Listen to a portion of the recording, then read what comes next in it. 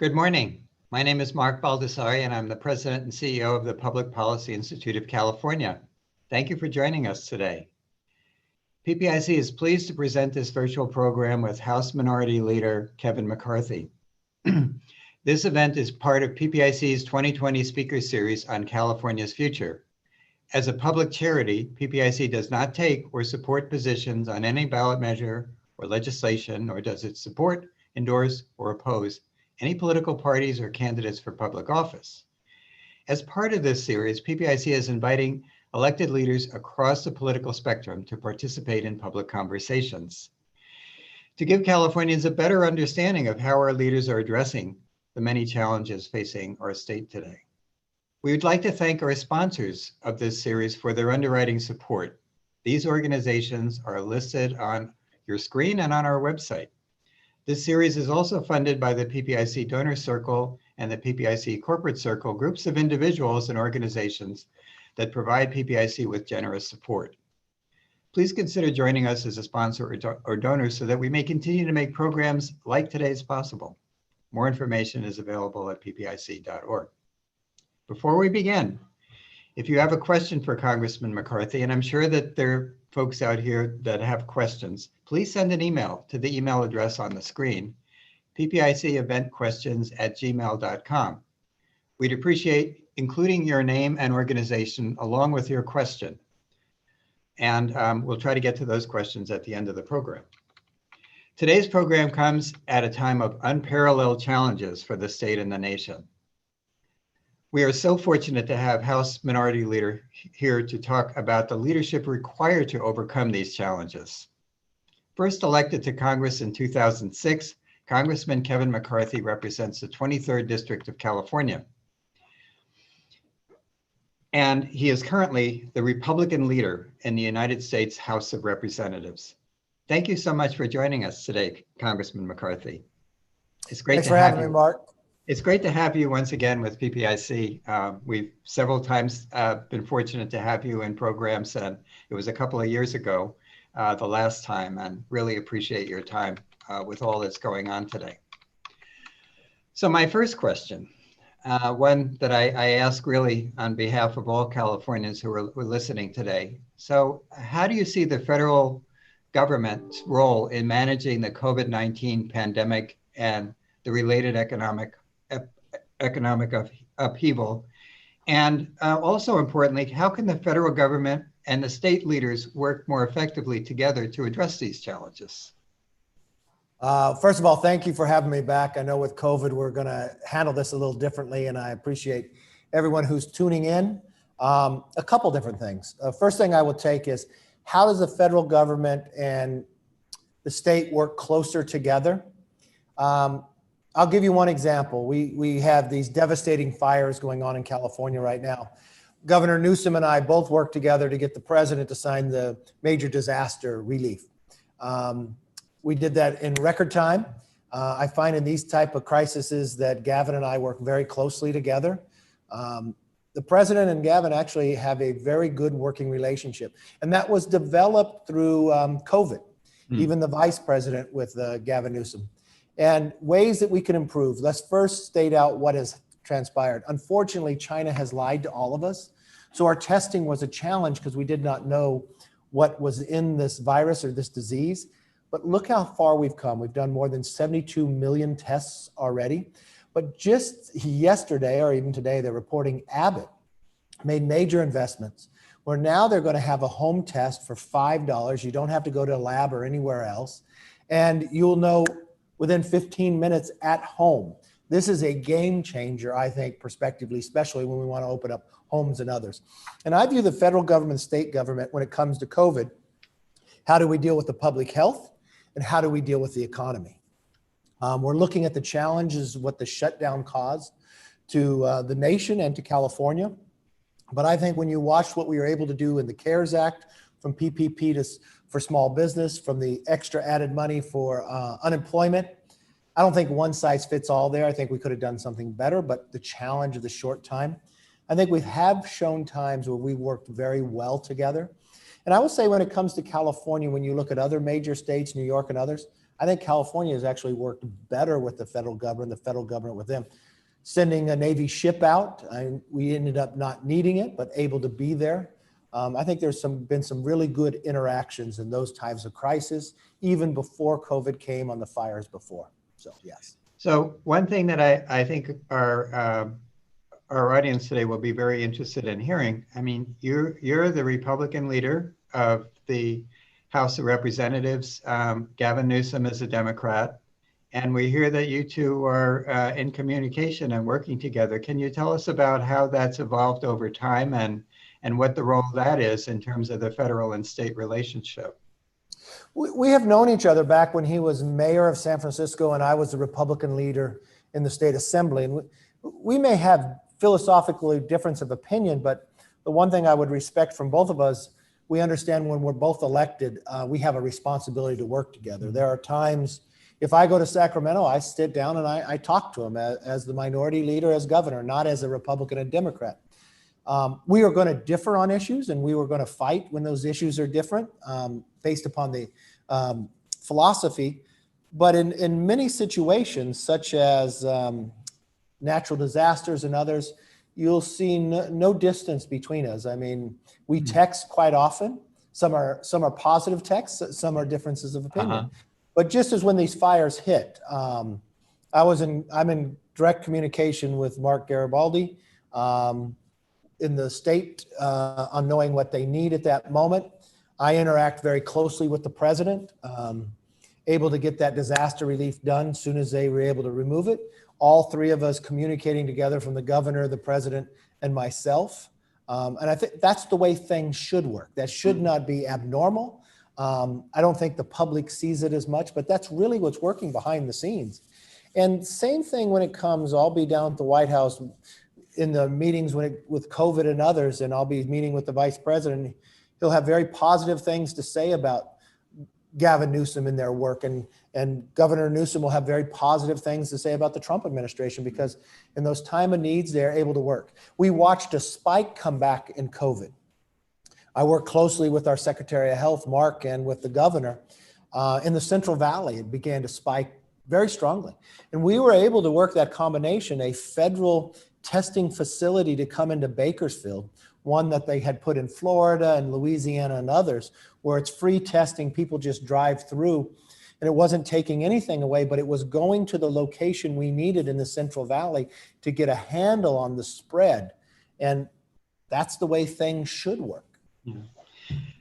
And thank you for elaborating on that. I thought it was very important for others to hear how things are working, because so often what we hear in California is the the things that aren't working because our governments are divided politically and so forth. One thing that we're watching very closely, and I'm sure you've watched the California state budget closely. You know that world. You were in the assembly before you became a congressman. Is the status of the new federal stimulus package? I noticed with interest that you met with Mark Meadows, the president's chief of staff, recently about it. I read today that he's meeting with Nancy Pelosi now, with the Speaker of the House. Two Democrats, a Democrat and a Republican from California. And I know that things are, when things are in the negotiating stage, you can't tell us all the details, but I think people would like to know what the status of the new federal stimulus package is, because, there are certain things built into our budget that have that into consideration. Well, to be very frank, I'm disappointed. I believe this would have already been done. Everybody was in the framework to get it done. If you watch the major pieces of legislation we have done in the past, even though we've had rumblings, we always got the legislative work. And I'm not being partisan, but I think a lot of this falls on the Speaker, because she's holding it up based upon something that even Democrats do not want to hold it up. When we crafted the CARES Act, and let me put this in perspective, when we had the financial meltdown, the Democrats controlled all. And what they did, they added $20 extra from federal government weekly over the unemployment. When we were crafting this bill of the CARES Act at the beginning, they added $15 an hour a week above what the state was going to give you on unemployment. That one size doesn't fit all. What's unemployment for New York isn't the same as Bakersfield and everywhere else. Well, they did a small time frame on that. Well, that came out to create a problem for really our small businesses because people were soon earning $24 an hour for jobs that were paying $15 an hour. So they weren't coming back to work. And you think the challenge of these small businesses being shut down, where we were able to supply them PPP, where they actually had a grant to pay their employees. But if their employees didn't come back, they no longer had a grant, it was a loan. Speaker Pelosi wants to stick to that number, even though Steny Hoyer, the number 2, says, no, Republicans have a very good point about this. We shouldn't be that same size. I think we found common ground within Democrats in the Senate and others, but I think that becomes a stumbling block. We have more than $100 billion sitting there for states that I think everybody agrees could more flexibility, actually allow the states to have free reign with it. We have another $100 billion sitting there for small businesses that have been shut down again that I think we can come back and help them. We want to fund schools. Schools are putting a great deal of resources to be safe for the students and for the teachers. Republicans gave $5 billion more than what the Democrats had at $100 billion, but all of a sudden that number 4 times after we said we would give that much. So I really think there's politics at play here. If the election was not less than 70 days away, I think a deal already would have been done. I think some people think if you don't do that, there's more hardship, that it helps a party that's not in power at the White House to have more elections. And that's where I fault the speaker, because I've worked with the speaker on every single one of these bills. And every time we've come to finish the bill, she's always delayed it. She delayed the extra money for PPP. She delayed CARES.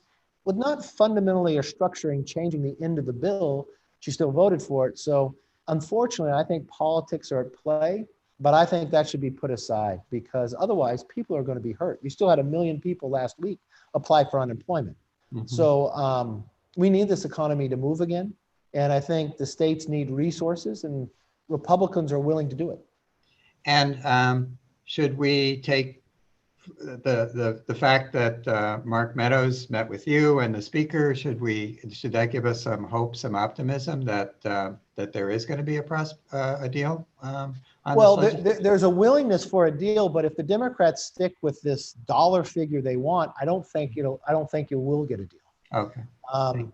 You know, the real challenge that we're finding is we now have data of what we need. Yeah. Let's just do what we need. Let's not start with it has to be $3-4 trillion. Let's do what we need and make that work. Thank you.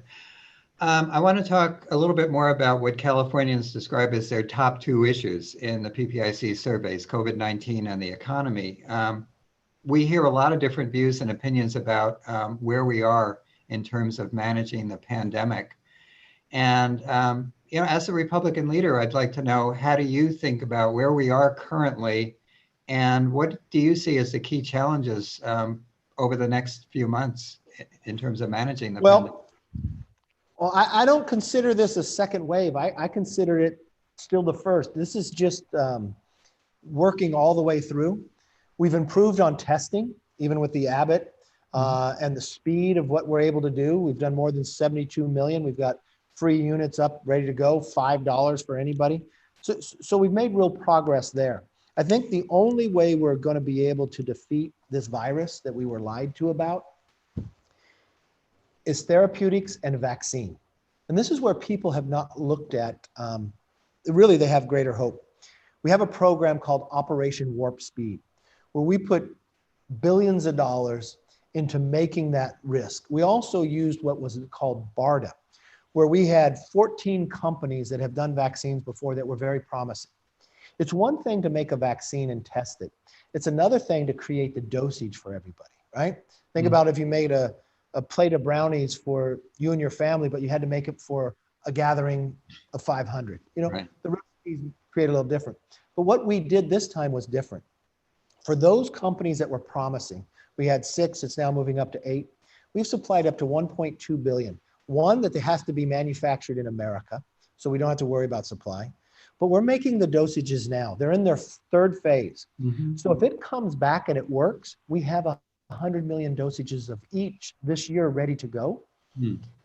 If it fails, we lose some $1 billion, but if it works, we save trillions of dollars for the economy.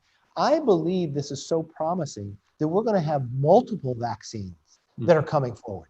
Mhm. Because if you think long term, we may be able to inoculate the United States, but it won't go away if the rest of the world isn't there too. Right. There are challenges where China and Russia are trying to hack in to our companies. That slows the process down. Instead of working with us, they're trying to work against us. So I see a lot of promise of what's happening each and every day. We're learning more and getting better. If you look at the spread is there, but the hospitalization is fewer, less days because we're learning better for treatment. And the therapeutics, I have a lot of hope within the next month, we're going to have some really good news. So thinking to, in terms of your timetable, when the 117th Congress starts in January, where do you think we'll be in terms of the pandemic? What's your prediction? I think what you're seeing is coming down. I think we'll be over the top of it because I believe when the next Congress starts, we're going to have a vaccine that's working, at least one, maybe three. I believe we're going to have a number of therapeutics that are already working. We know treatment that is better. We've got a nation that's wearing masks now. We've changed our behavior. That's been fundamental. You've got plasma moving, which is different, especially from the numbers. We've now learned more that people, even though they don't have any symptoms, they could have it. Like what I've done, if you look here, this is a whoop, right? I got it for everyone on my staff on the other side, because you can monitor every night your respiratory rate. If your respiratory rate moves up, you can show symptoms through your respiratory 2-3 days before you show any physical symptoms. So I do it for my staff from the standpoint, if this ever happens, do not come in, do not go outside, right? So it's the ways that our behavior can change that we also can get ahead of this. And we're learning ways to do this in a safe distancing that's different than the past. And I think our behavior will be different. I think flu will be less. We're going to wash our hands more and be more cognizant of one another. Thank you. In the meantime, job losses in California, across the economy and across the geography of the state. I'm sure in your part of the state, the part of the state I'm in today, everywhere, a big issue, the economy. What's the most important things the federal and state government can do to address this damage and begin to get some traction on recovery? Well, the only way to recover is the ways that you can open up safely. And I don't believe with the size of California that one size does fit all. You cannot do this blanket overall. I think we want to follow our science, we want to trust our people, and we want to put clear guidelines. I have real concern about the economy and about education. You know, children don't retain what they were just taught that short time ago. You need to continue to work through. Children don't have the same homes. Children don't have the same ability to hook up when it comes online. So we're going to have a disparity. And to me, education is the great equalizer. So you're going to have a number of small businesses that collapse simply that are on life support right now because of the PPP. But if they have fear that they're going to have, that they don't get liability protection, that they're going to be a lawsuit, if they fear that they're not going to, that once they open up, they're going to have to close right back up again. So I think the way we're going to have to monitor this as we open up, we're going to have to accept that there are going to be some people who contract COVID. But are we able to trace? Are we able to test? And we can do that in a much better process now. And I think the more that we're able to open in a safe manner, the sooner our economy comes back. And our economy is so tied in California to just a select few. I mean, I don't know the number today, but in the past, it got as high as more than 35% of your income came from 144,000 people out of 39.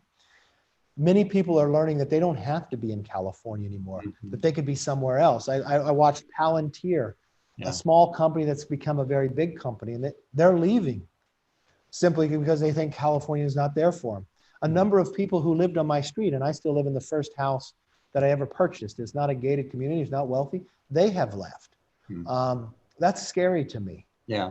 The number of businesses. So I would reverse, and I would not take that normal route that you're going to tax more or others. I actually think your revenue would come in higher if you came forward and said, we're going to lower it and create your incentive to come back. Yeah. Long term, it would be a much better. And if we ever got a handle of our double taxation of California, I think long term we'd be better off. But the sooner we can open safely and the sooner we can follow the schools, we've got to get 5G in the rural areas because they're disproportionately hurt by this. Here's a question from somebody in Bakersfield, so I'll introduce it now, even though we were going to do Q&A later. What do you say to concerned citizens who wish to get back to normalcy and rebuild the local economy? Well, this is a real frustration we have in areas like Bakersfield and others, where our jobs are different than a job in San Francisco. You know, Silicon Valley, they're used to working from home and their life doesn't change. In Bakersfield, we make our wealth off of essentials, off of agriculture, off our energy from oil, from solar, from wind. And if we don't make the wealth, we can't pay our bills. We're not a wealthy community. And so in those places, can you not trust us putting a guideline to do it safely, that we stand back, that we wear a mask? And you can't open and shut at the same time. And you can't just simply say everything's going to be outside because we have 110-degree temperature too. So we have to realize, based upon California being different, create those guidelines based upon the area in which you live to be able to live and continue a business. Thank you. Congressman McCarthy, the data points to the fact that the health effects and job losses of the pandemic are having an outsized impact on communities of color. What does this mean for how we respond? I think those that are disproportionately affected, we should invest more in. The real difficulty here is, and I go back to how this was all created through China, stopping their domestic flights, but doing their international.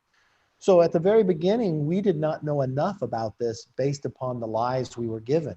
And then we do not know, after you've had COVID, the blood clots and others, the best way to treat it. If you've lost your sense of smell and others, does that affect something in your brain later? So we're going to be studying this virus for quite some time. The first thing we want to get a handle on it is stop the spread of it.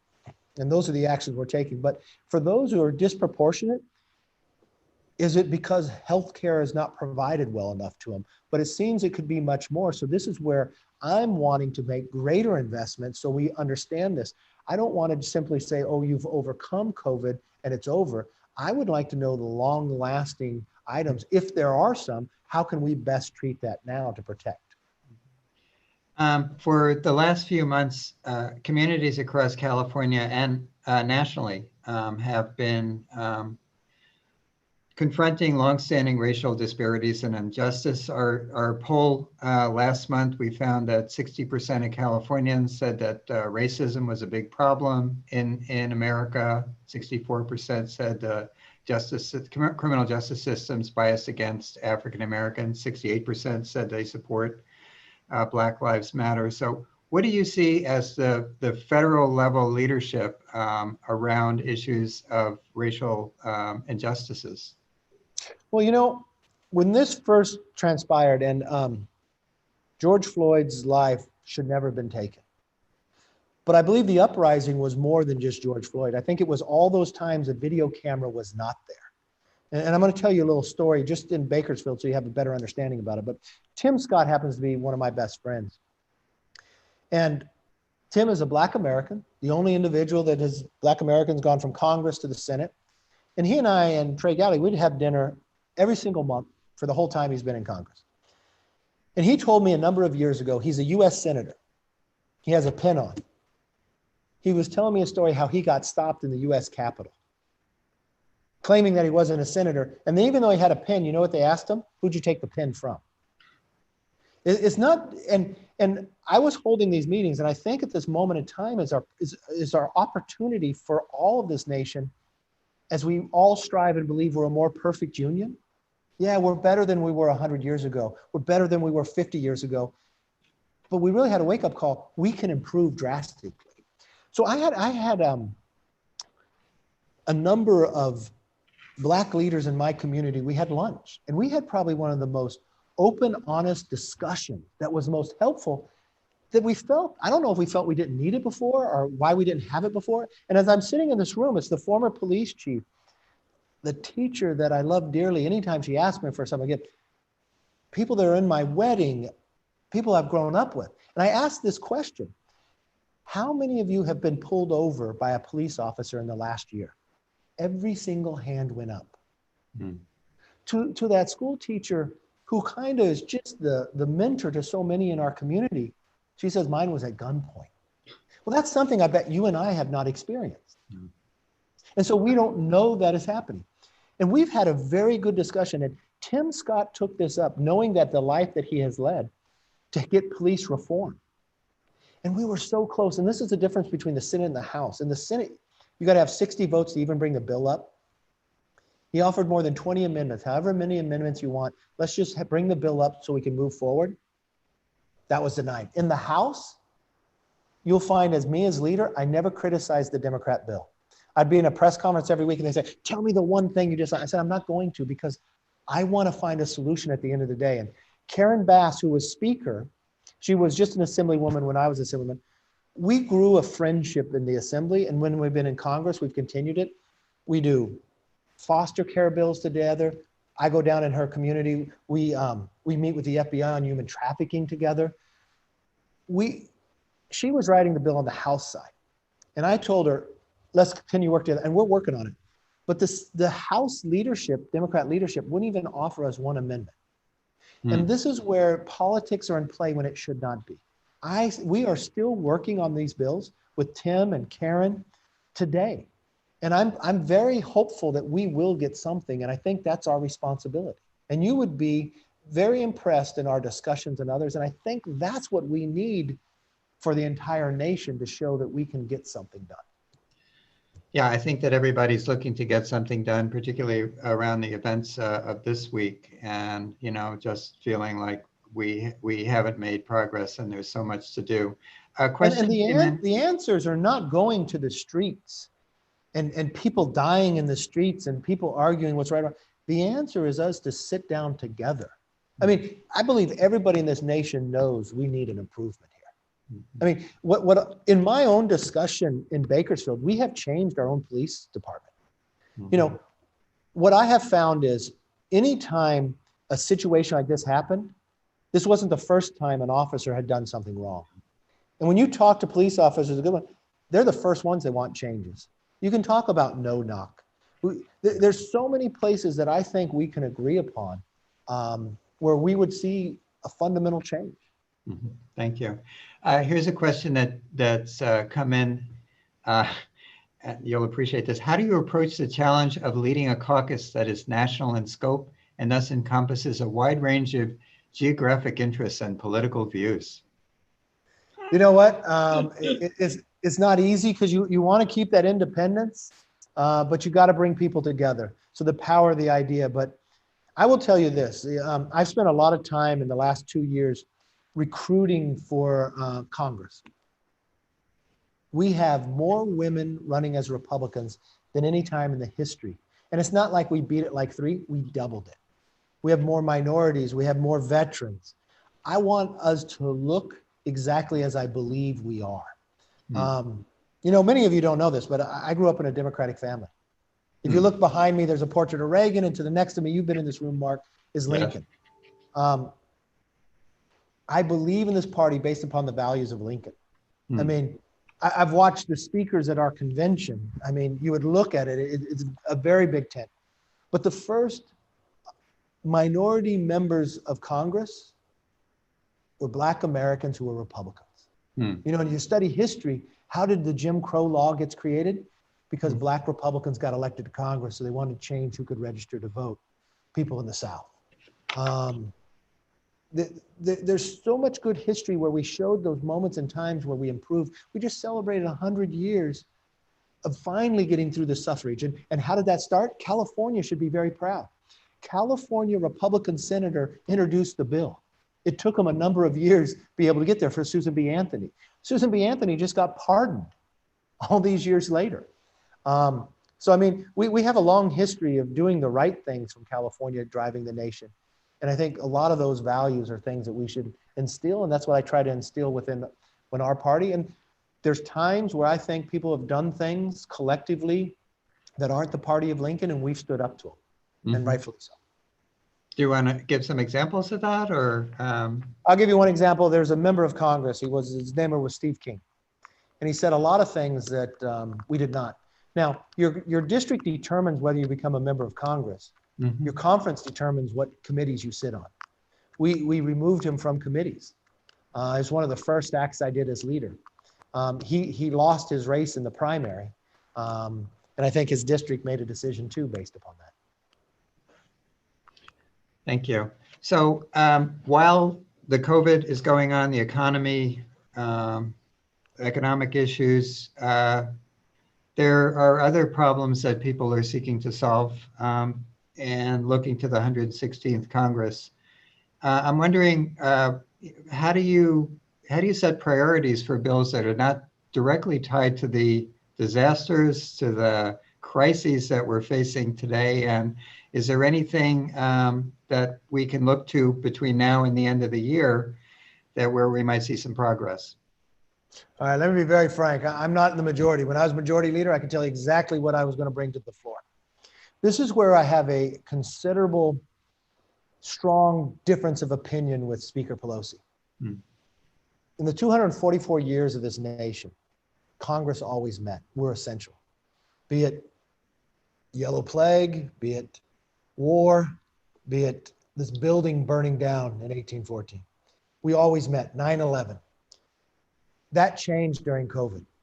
For the first time in history, members of Congress don't have to come to work. And for any of you who've been in elective office, you know people don't want to work to a deadline. You know if they're not here, they're not going to do their work. I'll give you an example. I disagreed that the post office was having a big problem because they have $24 billion. So there was an emergency meeting that we had to come back to. I thought the emergency meeting would be come back for COVID legislation. I offered that, but that got voted down. 68 Democrats did not show up. Still got paid, but they didn't show up. So I can't tell you that something else is going to get done. Week after week that we're supposed to be in session, they give it back. So I don't know if if the leadership is in a mode that this is just going to be a political year, so we're not going to do anything more between the end of the year. I believe that's wrong. I believe we should be working. We should get it done. We haven't done appropriations since they've been in the majority. They've never done a budget. That's not a way to govern. Water is a longstanding issue of yours, but also of Californians in general. And I'm wondering if there's anything in terms of federal resources for California water projects that might come about over the the federal government has done some really great movement in the last 6 years on water. And I would say the biggest legislation in the last quarter of century was the WIN Act that myself, David Valadao, and Senator Dianne Feinstein did. Yes. Unbelievable what we were able to do. We found the need throughout California, whether it be desal, be it be storage, be it be better movement, whether it be the study of science, so we know what our fish are being taken care of in a more appropriate manner, or greater storage we all talk about. We've made great advancement in that. The change in power in Congress has actually slowed that down, unfortunately, for more storage. I mean, you cannot continue to have California grow and live off the water storage you created in the 60s. It just fundamentally won't work. And that we're finding now, the concept of rationing, how much water you can have, the pricing is high, but really economically, think for one moment, what we've done to energy.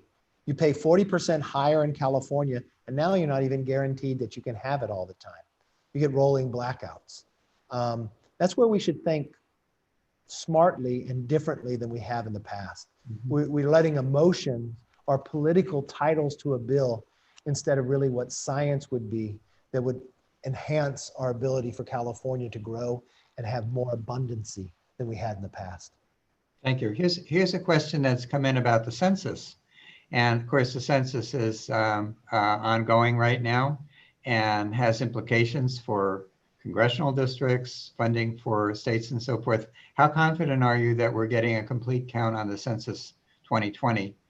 And what can Congress and other federal policymakers do in the final months to strengthen the census effort? Well, prior to COVID, we were doing very well. I don't know what COVID does, and does it balance out equally throughout? Prior to the census even being taken, we realized that California had not grown the way other states have. Mm-hmm. Again, it goes back to tax policy and others. Well, we are going to lose at least one congressional district. That has not happened in, I think, centuries for California. That should be a wake-up call, especially in the state house, because that's not what the federal government does. That's what the state does. Mm-hmm. And if you can't keep up, and what states are growing, you really should lay down a map in America, which states are growing and which states are not, and what are the common denominators that are attracting people to those states, and what are the common denominators that are making people think about moving. And with COVID, people have made a new decision about where they're going to live in distant places. I just read a study yesterday that the millennials are leaving the major cities and they're able to purchase homes in places they can't. So affordability matters. And this is going to be a real drain, especially in our major cities in California. I had a son who left San Francisco. He told me last night, all of his friends have left San Francisco. Yeah. And part of that was part of the affordability factor. And that's not a matter of the census count. No. But are you feeling like we're in good shape in terms of the census? I mean, I don't know. I don't know yet because of COVID. I don't know if that made, what I found too is people act differently. Maybe because they're home, they're going to fill out their form more. Maybe you get a more accurate, and then because you're not going door to door, but people are filling out home. Not sure until we get some of this data back and analyze it. But I knew before COVID, it was going quite well. Mm-hmm. So I'd like to turn to the election. Sure. It's less than 10 weeks away, as I'm sure you're aware. I always enjoy talking to you about politics and elections and polling whenever we get together. Do you have any predictions in terms of the voter turnout this fall?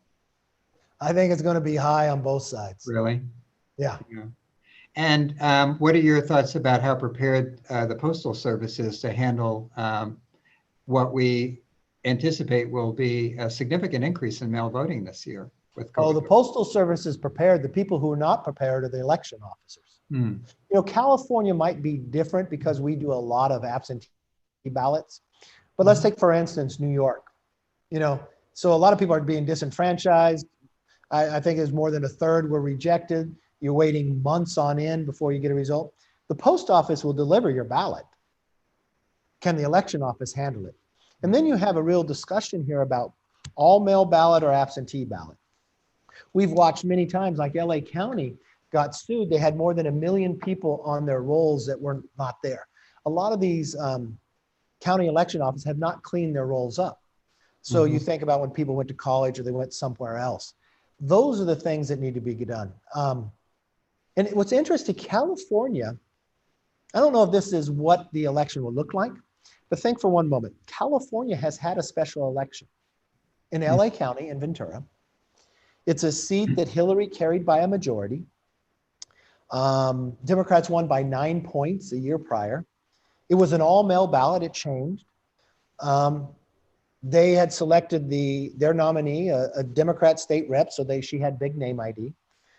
This is where we went out recruiting. We found a person who's never run before, a first-generation American, came from Mexico, his father, went to the Naval Academy, Mike Garcia, and he did something that for 22 years we haven't been able to do.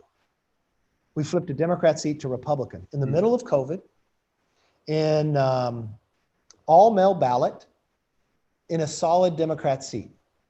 And so does that mean the outcome will be different in November? I don't know. At the beginning, when we spoke last, it'd take me 19 seats to win the majority. Now it's just 17. There are more Republicans in Congress than there were when I was sworn in. There's fewer Democrats than there were before too. The presidential race, I know what the polls say, it's going to be a lot closer. Look, if I was advising both parties, The first, I would give it advice to the president. I give it often. It's all about addition. It's not about subtraction. Mhm. Every morning you wake up, who are you going to add and you don't want to subtract? Presidential years are aspirational. What is it going to look like for the next 4 years? It's okay to talk about promises made and promises kept. That's really actually very important. So you know promises you make in the future, you can keep it. He's got a very good track record. I think if people poll and they say, which policies do they want of either party? The president's going to win on that. Tone is what gives you a problem.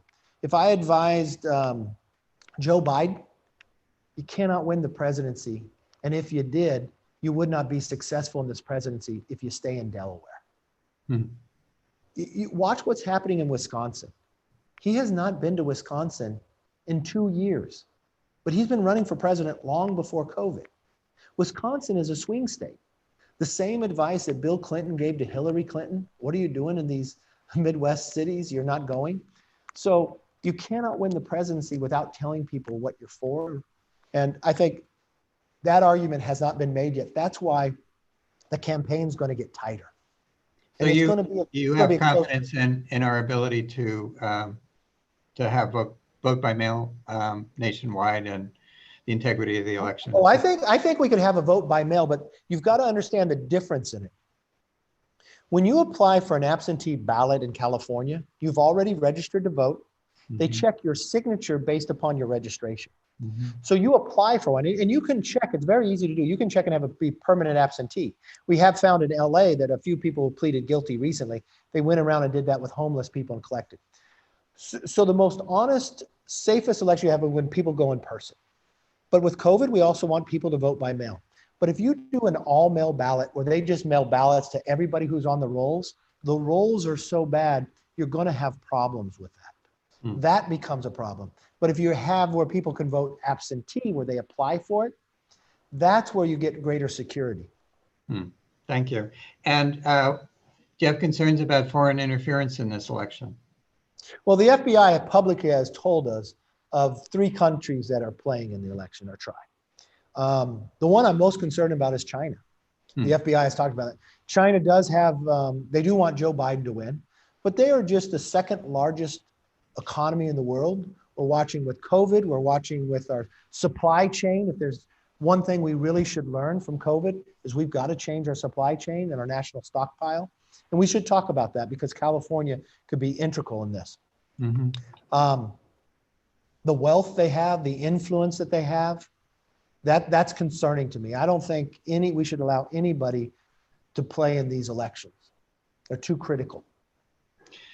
I don't know where the time went this morning, but I do have one question if you have just an extra minute with us.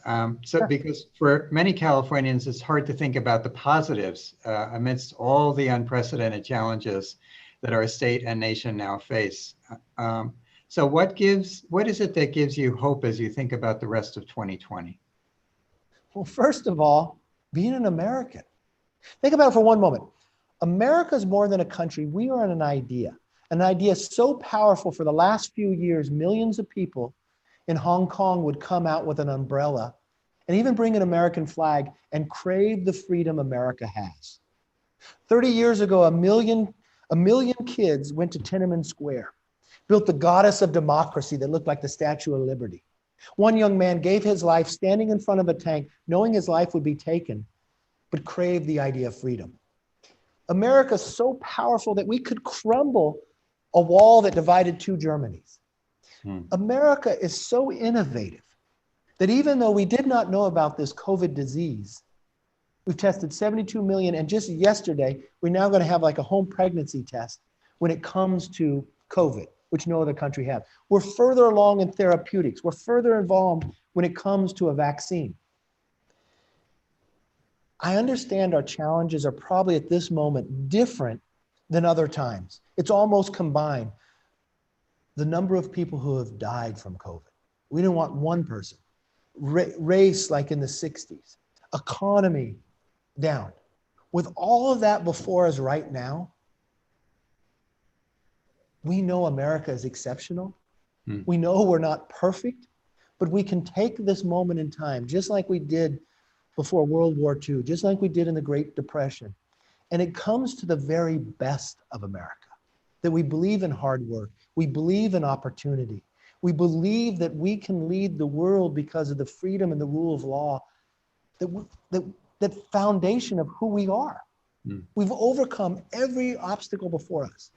At times, we only study and celebrate the overcoming, but not the hard work and the journey for it. When we look back upon this, part of the journey will be the reward.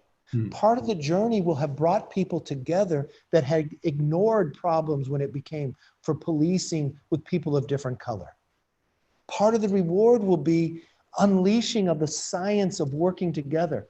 Telemedicine has just leaped forward like never before. And you know who's using it? Men who would never go to doctors before. But now we're going to discover prostate cancer faster, right? For all the negatives that happen, I will promise you, because of who we are as a nation, we will be better. I can guarantee you tomorrow will be better than today. And it's the foundation of what we're created upon. And that's not saying if a Republican or Democrat are in power, that's saying because America is leading. And California does that better than anybody else, right? In the middle of PPE challenge, I would speak to CEOs that are in California that were partnering together for hospitals, using some of their own money or their expertise somewhere else to bring it in. And we need it at that moment. But you know what should we do now? We should change our supply chain. The way we normally look at things is, okay, we had a disaster, let's prepare for it in the future. So let's buy all the food, all the medicine we need, and let's put it in a government warehouse. And 30 years from now when we need it, it's all expired. No, let's do it different. Let's go to the companies. Let's take an example. 3M is going to build 1 million masks, let's say. Let's tell them to build 1.2 million. Government buys 200,000. They store it in the manner they know is responsible. And you know what they do the next year? They sell it off and they replenish it with new. We can move anything in 24 hours. And let's go to every ally country we have. And because of the rule of law, you can do it here as well. And let's look at those critical minerals and those things that go into the critical part of medicine and others. And let's say, let's not let other countries control that. Let's make the investment to do it right here. And I will promise you that only in this country will the next generation be better than the generation now. So yes, every morning I wake up excited. Every morning I get to serve, I feel honored and privileged. And I just know being an American is different, simply because we are conceived in liberty and dedicated to the proposition that all of us are equal. I will wait for one other person to tell me any other nation conceived that way, because there is not one in this universe. And that's why we will always lead and always should.